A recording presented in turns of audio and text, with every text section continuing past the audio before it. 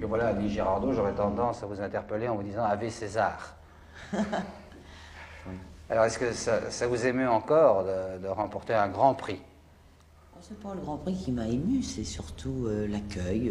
Je veux dire d'abord qu'on me l'ait décerné, donc ça voulait dire que la profession m'avait choisi, et puis aussi l'accueil du public que je reconnais, pas seulement dans la salle où nous étions, mais aussi comme ça, soit en France qu'en Belgique d'ailleurs, des gens dans la rue comme ça. J'étais ému par ça, très profondément, oui. Je crois que c'est très important quand même dans la distribution des Césars, l'attribution des Césars, le fait justement que ce ne soit pas un jury, que ce soit la profession qui choisit. Profession et public, oui. Alors, bon, il y a ce film de Kayat qui sort cette semaine, et il faut bien dire que Kayat ne nous a pas ménagé. C'est-à-dire qu'il garde la caméra braquée sur vous, même vraiment dans les moments les plus pénibles, les moments où on demanderait peut-être un peu de pudeur. Oui, mais c'est différent, parce qu'il a voulu faire un film totalement subjectif, c'est-à-dire qu'évidemment, il a... finalement, ce n'était pas tellement facile, parce que dans une histoire comme ça, quand on peut, derrière le dos de l'héroïne ou du héros, solutionner des choses, c'est bien pratique, parce que pendant qu'elle dort, par exemple, cette femme, on peut avoir une scène qui fait avancer le film. Lui, ce qu'il a voulu, c'est-à-dire, c'est de suivre pendant 3 jours et 3 nuits une femme, une mère, et à qui il arrive une chose atroce, jusqu'au bout, c'est-à-dire d'être tout le temps avec elle, c'est-à-dire que tout ce que le spectateur voit, entend, c'est seulement ce que l'héroïne entend et voit. Il n'y a pas quelque chose derrière. Si quelqu'un frappe à la porte, je me retourne et je regarde, donc à ce moment-là, le public le verra. Ce que j'apprends au fur et à mesure du film, le public l'apprend en même temps que moi. Voilà ce qu'il a voulu. Je n'ai pas eu de l'impudeur, c'est uniquement une façon de tourner qu'il a décidé dès le début du film. Il a axé complètement le film sur cette femme. Et surtout ce que voit cette femme, entend cette femme. Voilà. Vous en faites une femme très énergique, même dans la douleur la plus profonde. Non, je veux dire, je ne veux pas discuter de ça parce qu'il y a des choses pénibles. Et à partir du moment où je suis partie sur une idée, qu'il m'a dit on va faire ça, j'ai confiance en elle, j'ai dit bon, ça va être dur. Je dis à faire avaler une chose pareille, c'est à mon avis presque impossible, mais on va le faire. Voilà, et je l'ai fait. Je veux dire que je ne veux pas être plus engagé, plus mouillé dans cette histoire que je ne suis. Donc de parler, de dire quoi que ce soit ne servira à rien. Je veux dire que c'est un film que je reconnais très pénible, très dur, physiquement affreux à faire d'abord, et je crois affreux à regarder. Et cela dit, je veux dire que... Il n'a pas voulu faire de thèse, il y a eu un petit malentendu en France, on a voulu voir que Kayat brusquement était pour la peine de mort, ce qui est complètement idiot. Je veux dire qu'il n'a pas fait un film à thèse, il a raconté l'histoire d'une mère. 23, 1, 4e. Oui.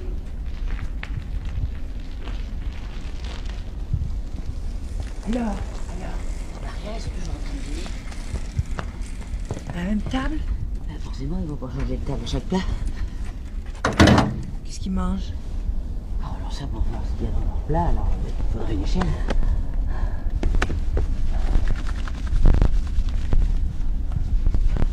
J'ai une idée. Vous allez commander un sandwich.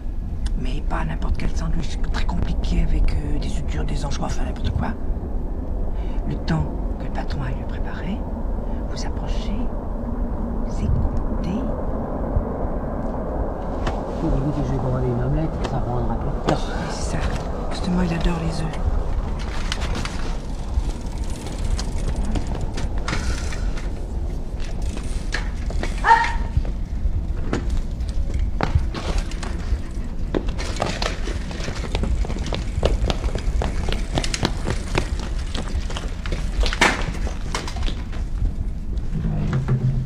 Coupé.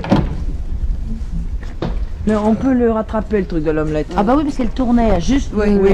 Bon, là, je peux le... Non, parce que là, quand vous arrivez, vous êtes, quand vous discutez, vous êtes en gros plan comme ça. Oui, mais quand surtout, je là, lui son- dis ça, c'est perdu. Voilà. On peut le rattraper très Allez, on y bien. va. Lève-le encore là, celui-là. N'aie pas honte. à cette heure, par ce froid. Quel métier. Bon, bah, je vais me réchauffer.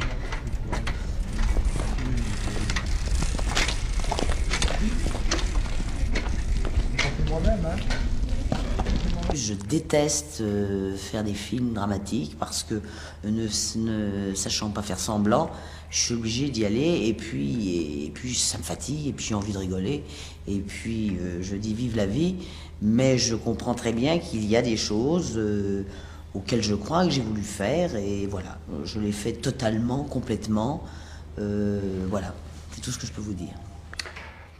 Oui, Annie Jardot, jadis, les comédiennes pouvaient envisager d'être tantôt une grande dame, tantôt une simple bourgeoise ou petite bourgeoise, tantôt peut-être une ouvrière très malheureuse. Mais enfin, bon, ça faisait un éventail de caractères assez limité, au fond, finalement. Vous êtes tour à tour femme médecin, ou bien vous tenez un hôtel, ou bien vous employez au toilettage des chiens, maintenant vous conduisez un taxi. C'est assez significatif, je crois, d'une certaine évolution de la société, le fait de vous retrouver pratiquement dans chaque film dans un métier différent, non? Oui, parce que finalement j'aurais voulu faire des tas de choses. D'abord, mon rêve, ça aurait été d'être espionne. Et c'est drôle, j'ai encore jamais joué un film où je joue une espionne. Moi, ça, c'était le rêve de ma vie. Mais par contre, quand je tenais un hôtel-restaurant, j'aurais adoré faire ça.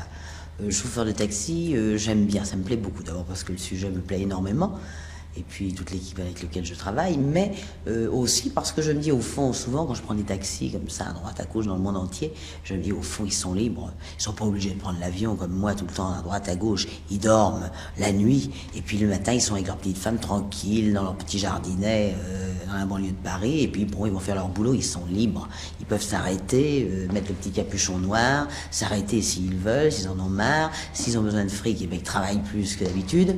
Je veux dire, tu es libre. Voilà. Puis au moins tu es libre chez toi. Parce que moi je suis libre, mais je fais des millions de kilomètres, je ne peux jamais vivre chez moi, je sais pas où c'est chez moi. Donc j'ai envie de chauffeur de taxi. J'aurais pu aussi être sage-femme, puisque ma mère était sage-femme. Donc le milieu de médecin, je le connais. Pourquoi? Parce que j'ai vécu toute mon enfance dans les hôpitaux. Je ne fais que des choses que j'ai envie de faire, ou que j'aurais aimé faire, ou parce que je me sens et que je connais bien le milieu. Vous ne me feriez pas jouer, par exemple, ni une princesse, ni la reine de je sais pas quoi, ni une femme snob, ni une femme du 16e. Je refuserais. J'aime mieux jouer une femme de ménage, et j'en ai joué d'ailleurs, parce que je trouve qu'elles ont beaucoup plus d'humour, et puis elles sont plus proches de moi. Les dames snobs, c'est pas mon genre. Il ne reste pas moins que si le cinéma veut bien suivre cette évolution de la société, contrairement à ce qu'on a pu dire pendant tout un temps, il n'y a plus de rôle pour les femmes au cinéma ni au théâtre, au contraire, il devrait y en avoir beaucoup maintenant. Ben, c'est-à-dire que, parce qu'on n'écrivait pas d'abord des choses pour les femmes, et puis parce que finalement la femme était toute bêtement la femme d'un monsieur. Je veux dire, dans les romans, dans les trucs, on était la dame, alors qui avait une aventure avec l'amant, ou qui s'échappait, qui laissait ses enfants, qui souffrait, enfin, la femme crucifiée. Mais maintenant, on a quand même un personnage qui est quand même dans la vie de tous les jours. La femme, maintenant, travaille, fait des tas de choses. Je veux dire, elle l'a fait aussi depuis belle lurette, hein. Je veux dire qu'elle n'a pas attendu aujourd'hui pour le faire. Mais disons que maintenant, c'est devenu dans le langage usuel, bon, ben, une femme peut faire des tas de métiers, etc. Et être toujours une femme pour ça, très aimante avec ses enfants, son mari, etc. Bon. On y va? Alain, ça ne te gêne pas si on va jusque-là, tu nous vois? Si par exemple, je dis, eh merde, vous m'emmerdez, j'attends. Voilà. Et puis qu'elle me cavale après, tu peux du cavale.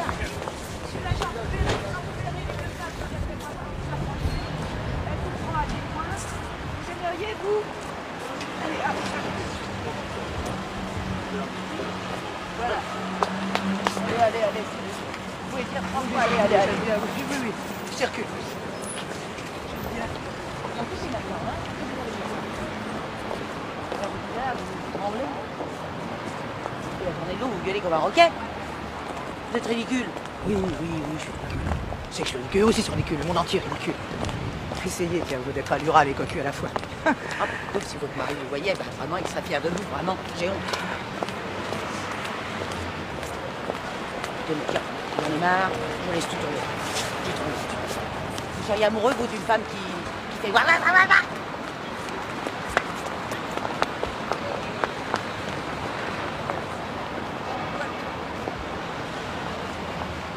Ça tourne.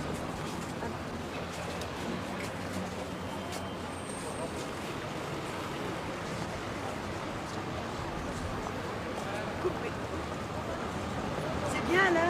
Le temps de recharger, Annie, D'accord. et on fait le plan de vous deux, puisque tu arrives assez près, que tu Oui. m'expliques, cadré comme ça. Hein. D'accord.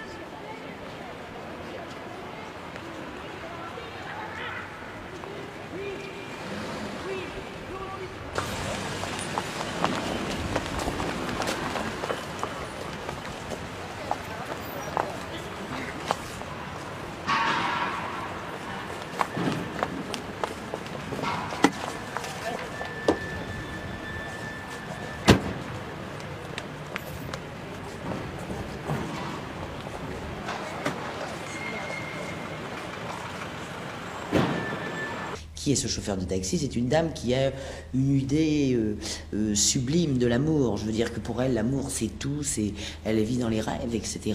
Et puis un jour, elle va rencontrer une bourgeoise. Elle est très populaire, elle est très comme ça, elle travaille et tout. Et elle rencontre une femme aisée qui vit avec son mari, qui a tous les moyens, qui n'a jamais travaillé, etc. Et qui est un peu oisive. Et qui, elle aussi, a des idées sur l'amour, mais qui sont totalement différentes. Et finalement, ces deux femmes vont échanger des tas d'idées, etc. Et on va suivre le mari de cette pauvre dame qui la trompe avec sa maîtresse, et on va la suivre.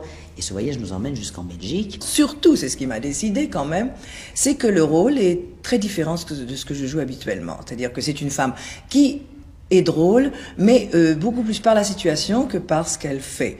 Donc il est même, par certains côtés, un peu dramatique. Il est absolument différent de ce que je fais habituellement. Vous avez un tempérament quand même dans ce film.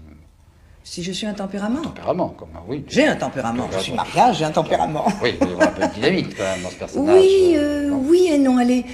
Elle est très sincère. C'est ce qui m'a beaucoup séduit dans le scénario, dans le rôle. C'est cette sincérité. C'est-à-dire que jusqu'ici, j'ai toujours été un peu esclave de personnages artificiels. Une femme du 16e arrondissement qui parle comme ça, la voix en l'air, où ça commençait à m'exaspérer profondément. Je voulais vraiment en sortir. Ça me semblait même un peu démodé. Je trouve que ces personnages-là n'existent presque plus. Ou alors, vraiment, ils font rire, mais pas dans le bon sens. Alors, je dis, il faut que je m'échappe de ça. Et vous le savez, il est très difficile, quand on vous a flanqué l'étiquette de la femme drôle, un peu snob et tout, d'en sortir. Et là, j'ai l'occasion peut-être d'en sortir. J'espère que ça sera... Vous n'êtes pas du 16e, vous êtes du 17e. Je suis du 14e. Vous arborez des manteaux de fourrure terribles, non? Je suis... Oui. Vous tournez aussi sous la direction d'une femme. Oui. Bon. Mm-hmm. C'est assez nouveau, ça, quand même. Hein? Ouais. Très nouveau, c'est très nouveau. Oui, c'est bien. C'est bien, pourquoi pas.